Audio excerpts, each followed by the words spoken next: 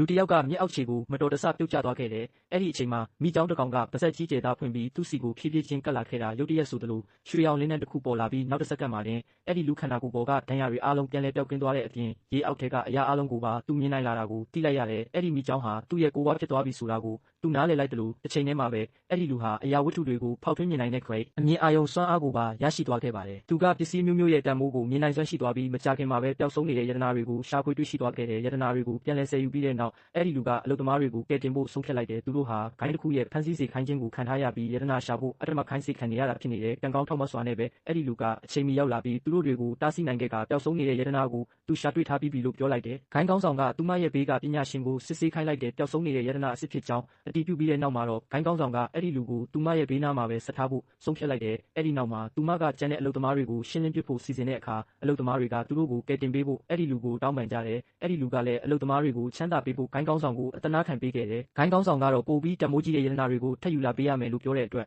အဲ့ဒီလူဟာမြစ်ကမ်းနားစီကိုပြန်လာခဲ့ရတယ်။သူကသူ့ရဲ့ကိုပွားမိကြောင်းကိုဆင့်ခေါ်ပြီးရေအောက်ထဲမှာယတနာရှာခိုင်းလိုက်တဲ့အခါမကြာခင်မှာပဲမြစ်အောက်ခြေမှာနစ်မြုပ်နေတဲ့ရှေးဟောင်းတင်မောပြက်ကြီးတစ်စင်းကိုရှာတွေ့သွားတယ်။အဲ့ဒီတင်မောပြက်ထဲမှာဒေါ်လာတန်းတွေရတန်ဖိုးရှိတဲ့ယတနာတွေရှိနေပြီးသူကမိကြောင်းကိုအဲ့ဒီယတနာတွေကိုပါစက်နဲ့ကိုက်ခိုင်းထားလိုက်တယ်။အဲ့ဒီနောက်ဆွဲကြိုးတကုန်းကအဲ့ဒီလူရဲ့လက်ထဲမှာရုတ်တရက်ပေါ်လာပြီးဂိုင်းကောင်းဆောင်စီသူယူလာပေးခဲ့တယ်။ပညာရှင်တွေရဲ့တွက်ချက်မှုအရအဲ့ဒီဆွဲကြိုးဟာအနည်းဆုံးဒေါ်လာတန်းနဲ့ချီတန်ဖိုးရှိတယ်လို့အတည်ပြုပေးခဲ့တယ်။ဒါကြောင့်မို့လို့ဂိုင်းကောင်းဆောင်ကအလုပ်သမားအားလုံးကိုလွှတ်ပေးဖို့သဘောတူလိုက်တယ်။အဲ့ဒီလူကသူတို့ကိုအိမ်ပြန်လန်းထိဘေးကင်းလုံခြုံအောင်ပို့ပေးဖို့ပါတောင်းဆိုခဲ့တယ်။ဂိုင်းကောင်းဆောင်ကနောက်တစ်ရက်မှာကျင်းပမယ့်မြစ်ပိုင်းဆိုင်ရာလေလံပွဲမှာတန်ဖိုးအရှိဆုံးမြစ်အပိုင်းစကိုရရှိအောင်ကူညီပေးဖို့အဲ့ဒီလူကိုပြောခဲ့တယ်။နောက်တစ်ရက်လေလံပွဲကိုရောက်တဲ့အခါမြစ်ပိုင်ရှင်ကလေလံဆွဲမဲ့မြစ်အပိုင်းစ၃ခုကိုချပြပြီးအလို့သဘောလေးလာရှာဖွေခွင့်တစ်နာရီအထူးခွင့်ပြုပေးခဲ့တယ်။အဲ့ဒီလူကသူ့ရဲ့ကိုပွားမိကြောင်းကိုဆင့်ခေါ်ပြီးအပိုင်းစ၃ခုစလုံးကိုလိုက်လံစစ်ဆေးခိုင်းလိုက်တဲ့အခါမထင်မှတ်ပဲအပိုင်း၃ရဲ့အောက်ခြေမှာရွှေမြောက်များရှိနေတာကိုရှာဖွေတွေ့ရှိသွားတယ်။အဲ့ဒီအချိန်မှာပဲမြစ်ပိုင်ရှင်ကအခြေခံလေလံဈေးနှုန်းတွေကိုကြီးညာလိုက်ပြီးအပိုင်း၃ဟာဒေါ်လာတန်း50တဲ့နဲ့ဈေးအပေါ်ဆုံးဖြစ်နေတယ်။အဲ့ဒီလူရဲ့အကြံပြုချက်အတိုင်းဂိုင်းကောင်းဆောင်ကအပိုင်း၃ကိုပဲ